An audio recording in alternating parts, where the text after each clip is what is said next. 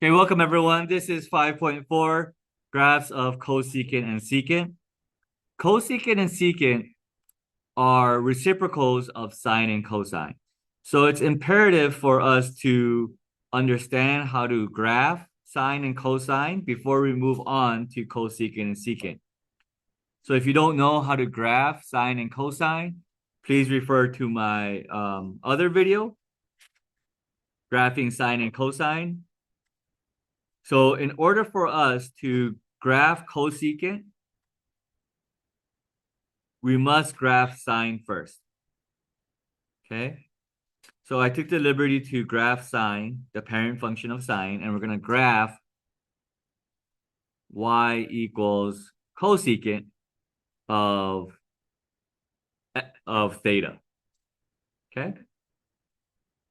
So here at 0, here at 0, and here at 0, when sine is 0, the reciprocal of 0 is undefined. So that means that the graph, my cosecant function, will never, ever, ever cross these x values, right? So we draw a vertical asymptote saying, hey, look, there is a fence that the graph will never, ever cross. Okay? Next up, it's this point at 1 and the other point at -1, right? This point here. The reciprocal of 1 and -1 is the same thing, right? 1 over 1, if you take the reciprocal of it, it's still going to be 1 over 1. So these points at the peaks and the valleys are also a part of your cosecant function. Okay? And as you get closer to the vertical asymptotes, either one, any one, that vertical asymptote has a value of 1 over 0, right? So as I get closer to 0, 1 over 0 0.001, 1 over 0 0.0001, right? As I get closer to 0, and then this is 1 over 0, right? Look at what my y value does. This is going to be equal to 100. This is going to be equal to 1,000. This is equal to 10,000, right? And then once you get 1 over 0, it's undefined. So as you get closer to this vertical asymptote, it gets bigger and bigger and bigger. So we're going to draw a parabola going away from your sine function and going towards your vertical asymptote. Okay? All right. So that is the cosecant graph of, that is y equals cosecant of theta. Right? Usually the sine function is there, and it's usually going to be, because you're going to use the sine function as a base, it's usually going to be dotted like this, because this is not going to be a part of the function, but you need it to know where your asymptotes are and know where the parabolas go. All right.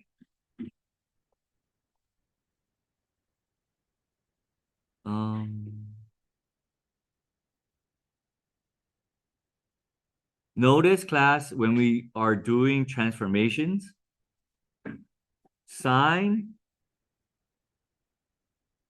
of theta equals 0, that is your midline. Okay, so at your midline,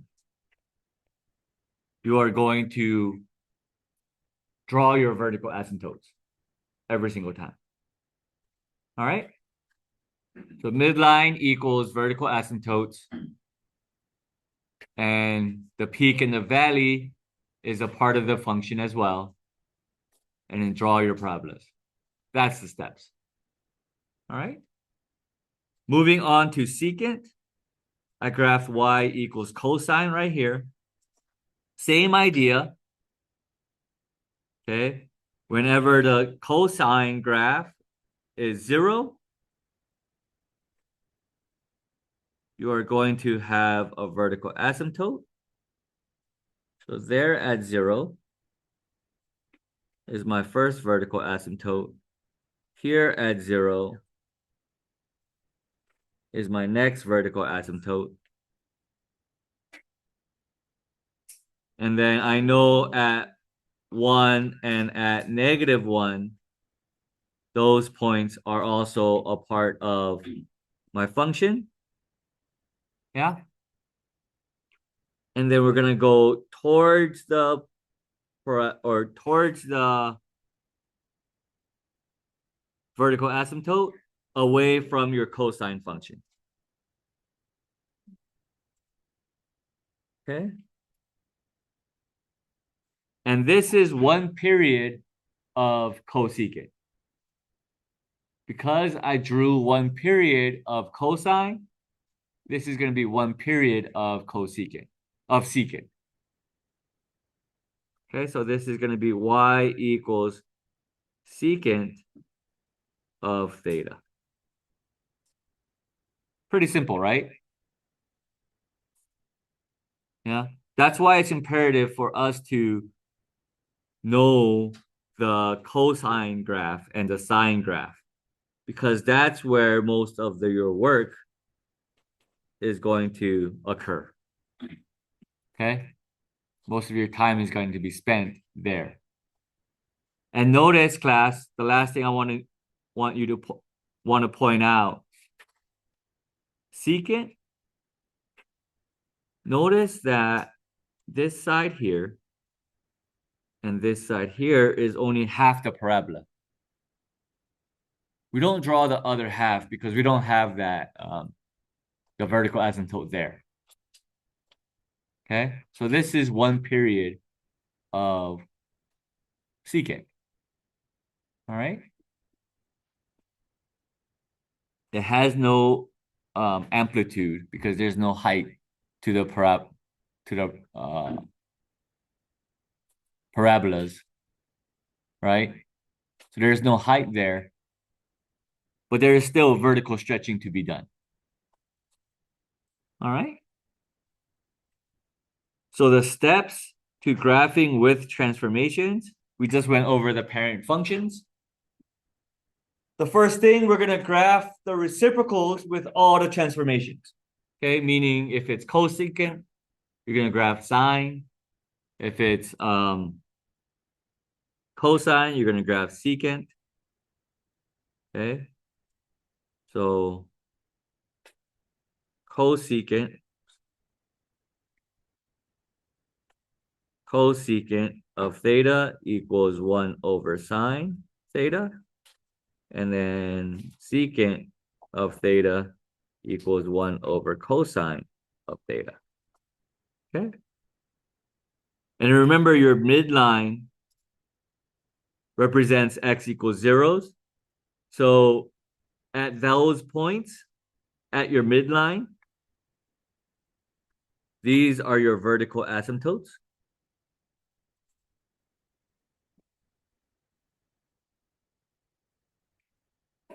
All right. And then you're going to locate your peaks and your valleys. Okay. And then those points are also a part of your cosecant and your secant graph. Okay, wherever the height, the amplitude is on your sine or your cosine function, right? Whatever the highest point and the lowest point is.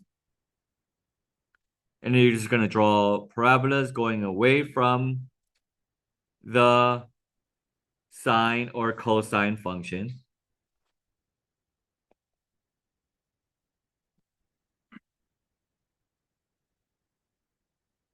Towards your vertical asymptotes.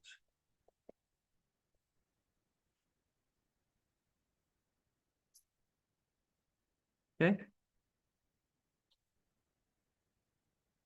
And that's it. Those are your steps. Okay. In general form, that's what that means, right?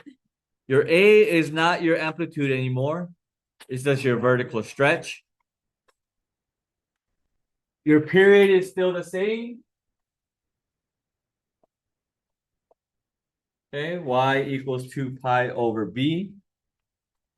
And then your C and your D value is still your shifts. Okay. So let's do two examples with transformations. Can you leave it there for a second?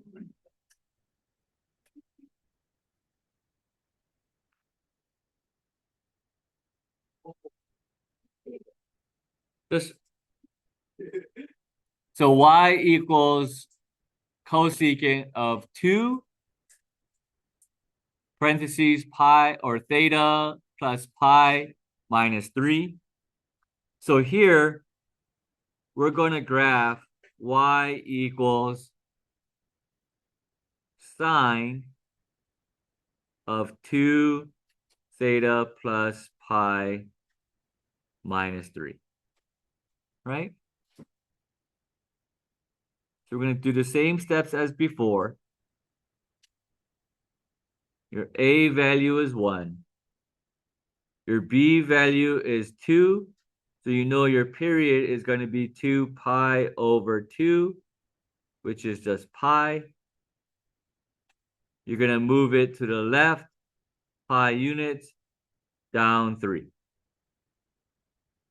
Okay? So sine, you know, is going to start at 0, 0,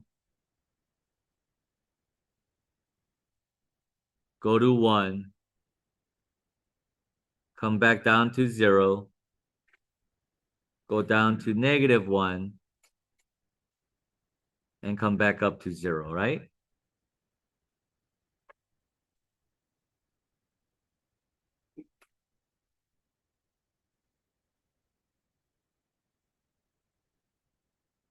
Okay? So this is y equals sine of theta. My period is pi though. And I know that this is pi because this is 2 pi, right? And this is pi over 2, right? My period is pi, so this goes here, right? That last point goes there.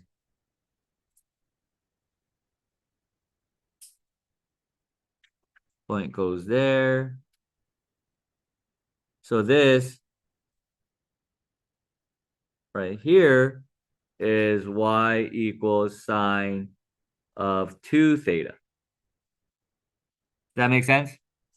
I shrunk it, right, to fit my period. And then from here, I'm just going to move it pi units. I know pi units is going to represent 4 units and then 3 down.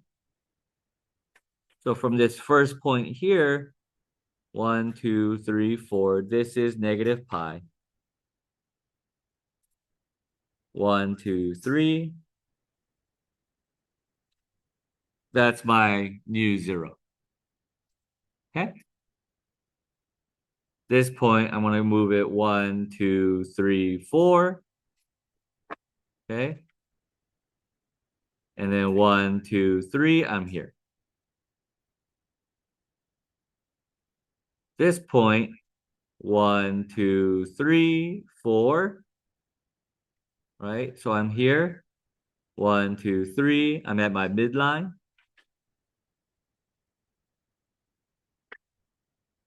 This point here, 1, 2, 3, 4. 1, 2, 3. And then the last point is up here.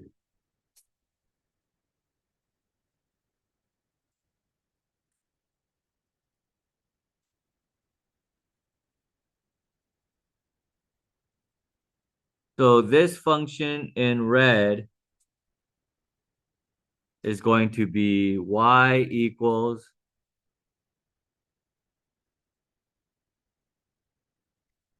is going to be this, right? Okay. So my midline, going to graph y equals cosecant now.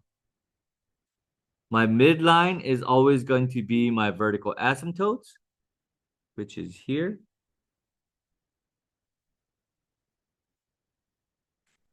Here.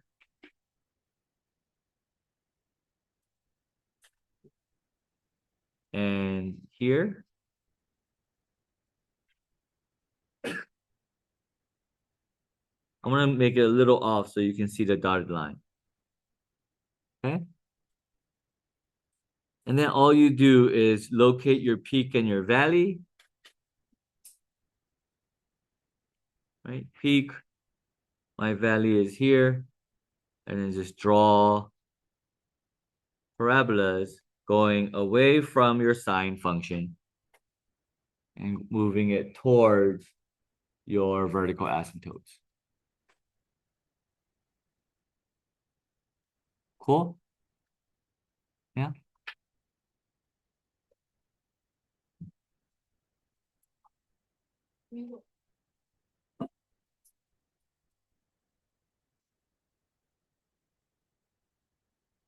This here, y equals 3 secant of pi x plus pi over 2. Notice, the first thing I notice is this pi is on the inside of my parentheses. So what we have to do first is factor it out. If I factor out a pi, this is going to be x plus 1/2. Correct? And you can always just try and plug it back in. Pi times x is pi x. Pi times 1/2 is pi over 2. So plug it back in and see that you get the same thing. Then you factored it out correctly. Okay.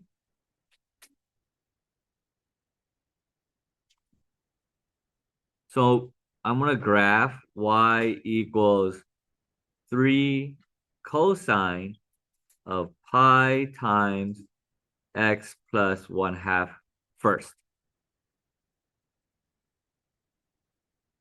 Okay. My amplitude here is 3. My period here is 2 pi over 2, which is, or 2 pi over pi, not 2, which is 2. I'm going to shift this over to the left by 1/2. Correct? Okay. So cosine starts off at 1 right here, goes down, comes back down, goes back up, goes back up. Now here's a trick, class. Notice that I did not label any points so far, right? Along my X and my Y. I just know that cosine looks like a V, so I placed my points there, right? You can easily take care of the period by labeling this as 2. If that is 2, because that's one period, and my period is 2, Halfway is 1. Half of that is 1/2. Right? So first get your period and then change it up. Okay? I'm going to label this as 1. So that point goes to 3. The bottom point goes to -3. Top point goes to 3. This graph here, right, along with these 2 points at my midline, is y equals 3 cosine of pi x. Yeah. And then for us to get the plus 1/2, we just have to shift this over to the left by 1/2. And I know it's just 1 unit. So I'm just going to move every unit 1 over to the left.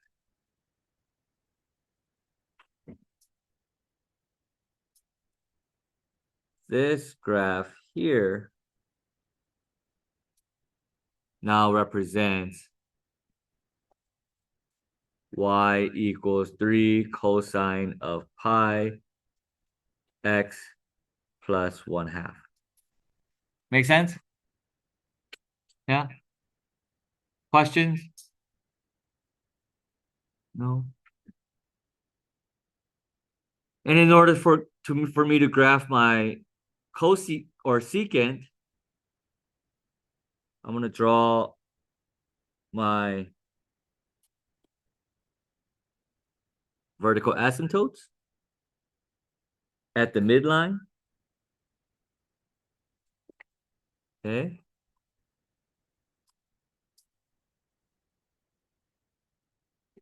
And it's going from that green graph, not the blue graph. Okay, those are my vertical asymptotes. And then my parabolas, I know my peaks and my valleys are going to be a part of my function. And it's going to go towards, away from the cosine graph and going towards your vertical asymptotes. All right, let me erase this blue graph so you guys can see it better, and this green graph. That is the actual secant function. All right.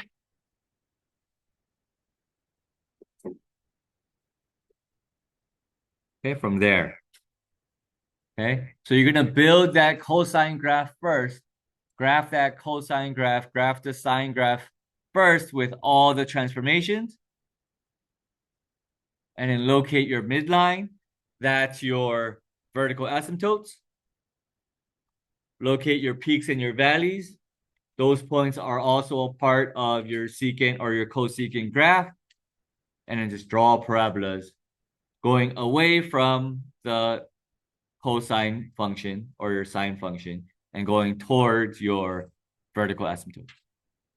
Okay?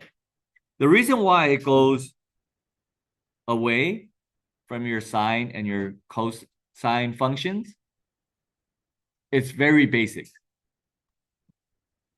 Going back to our first lesson of trig, sine equals opposite over hypotenuse, correct? Cosine equals adjacent over hypotenuse, right? So your cosecant is just the opposite or your reciprocal of opposite over hypotenuse, which is hypotenuse over opposite. Secant is hypotenuse over your adjacent, right? And you know that the hypotenuse is the longest side. Out of every right triangle, hypotenuse is always going to be the longest side. So this is a big number over a small number. This one too is a big number over a smaller number, right? A big number over a small number That means it's like, let me give you an example of 3 over 2, 4 over 3, 5 over 3, negative 6 over 2, right? Yeah. A big number over your smaller number. So these numbers will never be between 0 and 1. Will never ever be between negative 1 and 1. Does that make sense? Yeah. Your sine function has a domain of that, right? Along with your cosine function. Your cosecant function and your secant function always going to be greater than or equal to 1 or less than or equal to negative 1. Okay? Because it's going to be a big number over a smaller number. Okay? And like I said, this trig function, as long as you guys know the basics, yeah, everything can be built off of that. All right? So that's the lesson for today on graphing cosecant and secant.